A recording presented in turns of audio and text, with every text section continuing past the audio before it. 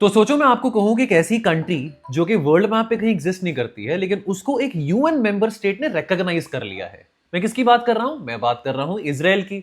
अरे भैया, इसराइल तो एग्जिस्ट करती है। इसराइल तो एक कंट्री है जिसका मैप पे भी हम उसकी लोकेशन देख सकते हैं, लेकिन इसराइल ने रिकॉग्नाइज किसको करा है? सोमालीलैंड को। आइए इसके बारे थोड़ा समझते हैं। सोमालीलैंड हॉर्न ऑफ अफ्रीका में एक रीजन है। अब ये निकला है सोमालिया से। 1991 में सोमालीलैंड बना अपने आप में एक ऑटोनमस कंट्री, जिसका खुद का आर्मी, खुद की करेंसी, खुद का पार्लियामेंट, खुद का प्रेसिडेंट है। और ये कहीं पे भी सोमालिया की सॉवरेनिटी को अपने रीजन में रिकॉग्नाइज नहीं करता है। सो यानी कि सोमालीलैंड एक डी फैक्टो स्टेट है, जिसको अभी भी इंटरनेशनल रिकॉग्निशन नहीं मिला है। लेकिन सवाल ये है कि इसराइल जो कि एक यूएन मेंबर स्टेट है, इसराइल का रिकॉग्नाइज करना सोमालीलैंड को अपने आप में डिप्लोमेटिकली बहुत बड़ी बात है। व्हाई?